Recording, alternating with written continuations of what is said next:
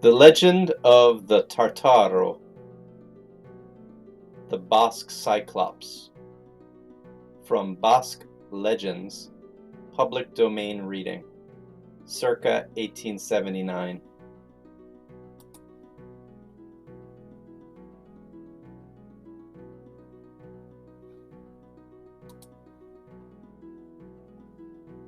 There was once the son of a king, who for some punishment became a monster. He could only become a man again by marrying. One day he met a young girl who he asked to marry, but she refused him. She was so frightened at the sight of him. The Tartaro wanted to give her a ring which she would not accept. So the Tartaro had a plan. He sent the ring to her through a young man. And as soon as she put the ring upon her finger, the ring began to hum and sing, and it would say, "Thou there, I hear. Thou there, I hear. Thou there, I hear." It kept always crying this out, so that the Tartaro could hear where the girl was, and the Tartaro pursued her continuously. The young girl had such a horror of him that she cut off her finger, and the ring that the finger was on also came off. She threw her finger and the ring into a large pond, and there the Tartaro pursued her and drowned himself. Another version of the Tartaro. In my infancy, I often heard from my mother the story of the Tartaro. He was a colossus with only one eye in the middle of his forehead. He was a shepherd and a hunter, but he was a hunter of humans. Every day he ate a sheep. Then, after a snooze, everyone who had the misfortune to fall into his hands was also eaten. His dwelling was a huge barn with thick walls, a high roof, and a very strong door, with which he alone knew how to open. The Tartaro's mother was an old witch who lived in one corner of the garden in a hut constructed of turf. One day, a powerful young man was caught in the snares of the Tartaro. The Tartaro carried him off to his house. This young man saw the Tartaro eat an entire sheep, and he knew that he was accustomed to taking a nap after eating the sheep. He knew that once the Tartaro woke up, his turn would be next to be eaten. In his despair, he said to himself that he must immediately do something. Directly, the Tartaro began to snore. So he put the spit into the fire, made it red hot, and plunged it into the giant's one eye. Immediately he leapt up and began to run after the man who had injured him, but the Tartaro found it impossible to find the young man. "You shall not escape. It is all very well to hide yourself," said he, "but I alone know the secret of how to open this door." The Tartaro opened the door halfway and let the sheep out between his legs. The young man takes the big bell off of a ram and puts it around his neck, and throws over his body the skin of a sheep, which the giant had just eaten. And the boy walked on all fours to the door, pretending to be a sheep. The Tartaro examined him, felt him, and realized it was a trick. He clutched hold of the skin, but the young man slipped off the skin, dove between his legs, and ran off. Immediately the witch the mother of Tartaro meets him and says, "Oh, you lucky young fellow! You have escaped the cruel tyrant. Take this ring as remembrance of your escape." The young man accepted the ring, put the ring on his finger, and immediately the ring began to cry out, "Heben Nook, thou hast me here, thou hast me here, thou hast me here, Heben Nook, thou hast me here." The boy realized he had been tricked. The Tartaro pursues and is on the point of catching the young man, when the young man, maddened with fright and not being able to pull off the ring, takes out a knife, cuts off his own finger, and throws his finger away, and thus escapes the pursuit of the Tartaro.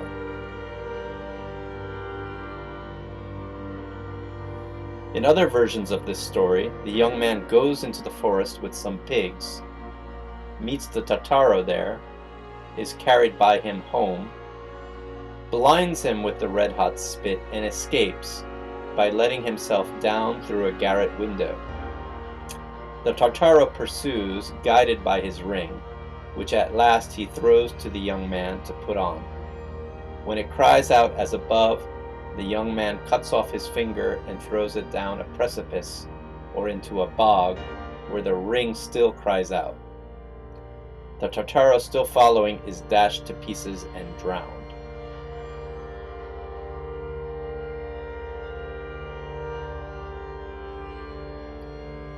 Erua the Madman. Like many others in the world, there was a man and a woman who had a son. He was very wicked and did nothing but mischief, and was of a thoroughly depraved disposition. The parents decided that they must send him away, and the lad was quite willing to set off. He set out then, and goes far, far away. He comes to a city and asks if they want a servant. They wanted one in a certain house, so he goes there. They settle their terms at so much a month, and that the one who is not satisfied should strip the skin off the other person's back. The master sends his servant to the forest to get the most crooked piece of wood that he can find. Near the forest there was a vineyard. What does the servant do but cut it all up and carries it to the house? The master asks him where the wood is. He shows him the vine wood cut up. The master said nothing to him, but he was not pleased. The next day the master says to him, "Take the cows to such a field, and don't break any hole in the fence." So what does the lad do? He cuts all the cows into little pieces and throws them bit by bit into the field. The master was still even angrier, but he could not say anything for fear of having his skin stripped off of his back. So what does he do? He now buys a herd of pigs and sends his servant to the mountain with the herd. Now the master knew quite well that there was a Tartaro in this mountain, but he sends him there all the same. Our madman goes walking on, and on, and on. He arrives at a little hut. The Tartaro's house was quite close to his, and the pigs of the Tartaro and those of the madman used to go out together. The Tartaro said one day to him, "Will you make a wager as to who will throw a stone furthest?" He accepted the wager. That evening our madman was very sad. While he was at his prayers, an old woman appeared to him and asks him, "What is the matter with you?" Why are you so sad? He tells her the wager that he's made with the Tartaro. The old woman says to him, "If it is only that, it is nothing." And so she gives him a bird and says to him, "Instead of a stone, throw this here bird." The madman was very glad at this. The next day he does as the old woman told him. The Tartaro stone went enormously far, but eventually it fell. However, the madman's bird, which he disguised as a stone, never came down at all. The Tartaro was astonished that he had lost his bet, and they made another bet. Which of the two should throw a bar of iron the furthest? The madman accepted again. He was in his little house, sadly in prayer. The old woman appears again and asks him, "What's the matter with you?" "I have made a wager again. Which of us will throw the bar of iron the furthest, and I am so sorry." "If it is only that, it is nothing. When you take hold of the bar of iron, say, 'Rise up, bar of iron, here and Salamanca.'" The next day, the Tartaro takes his terrible bar of iron and throws it fearfully far. The young men could hardly lift up the bar of iron at all. But he says, "Rise up, bar of iron, here and Salamanca."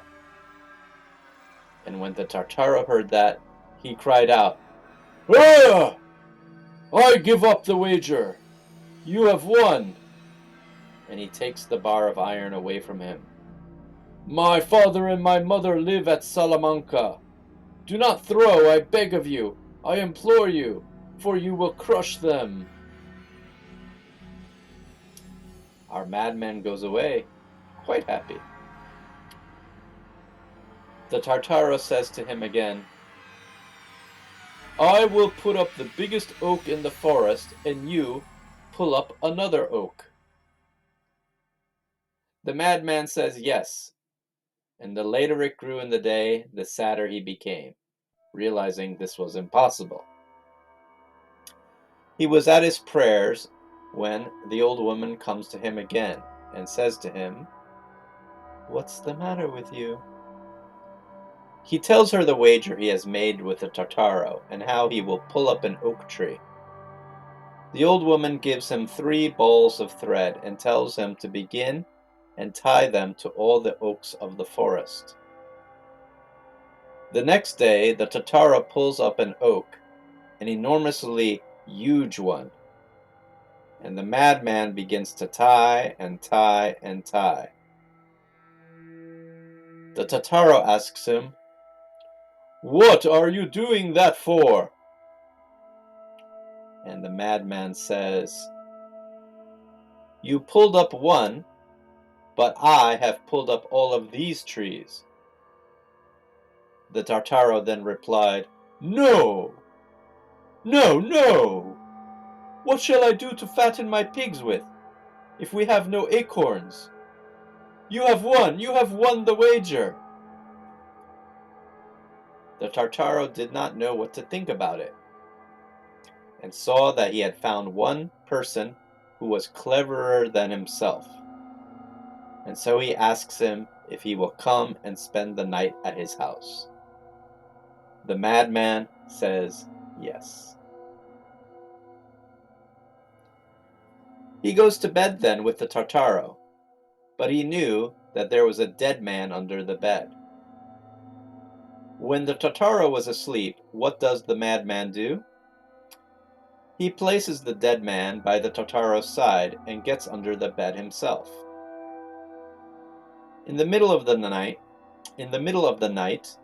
the Tartaro gets up and takes his terrible bar of iron and showers blows upon blows, bing, bang, bang, as long and as hard as he could give them.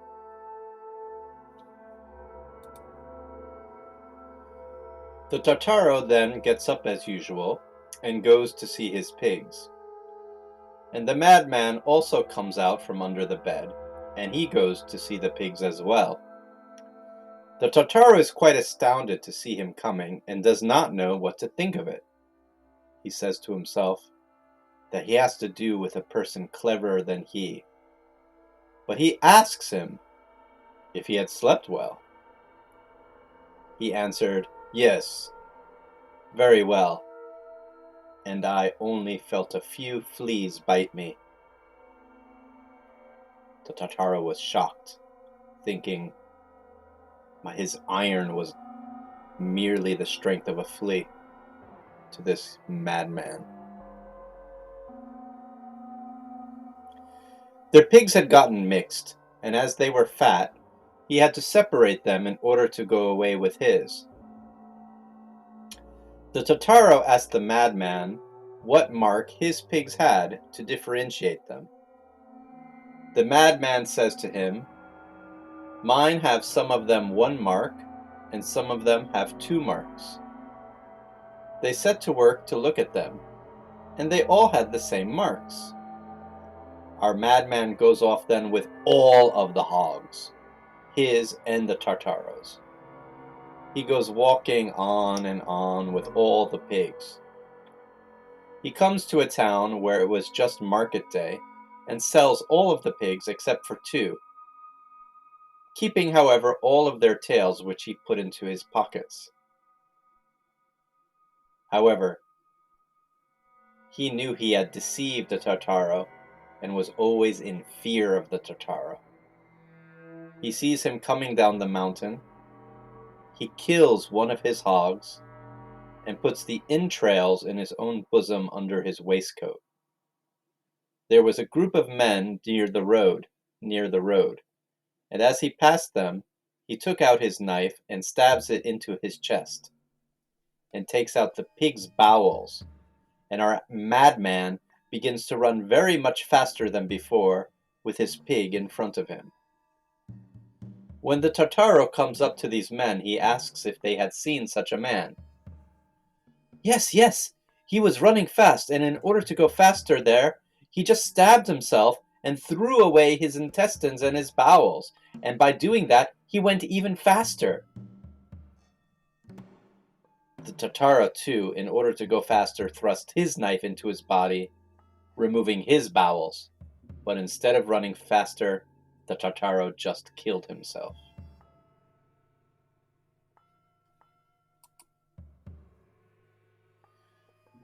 The madman now went back to his master.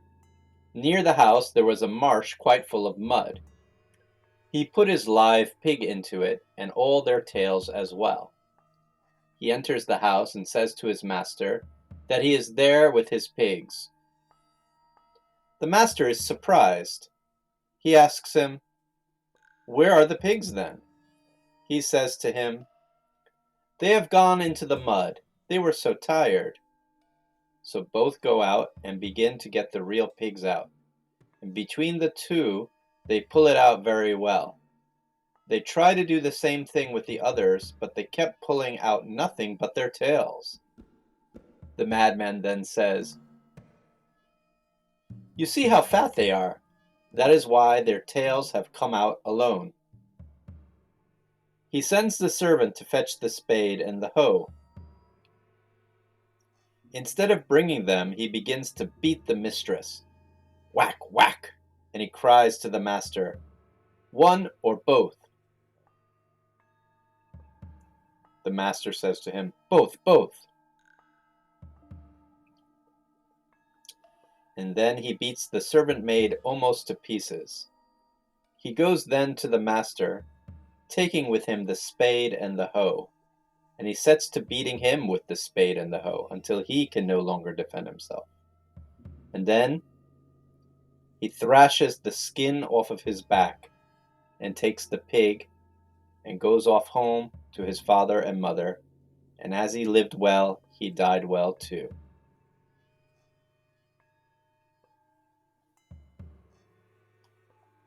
This was an oral tradition, was told by Pierre Bertrand, who learnt it from his grandmother,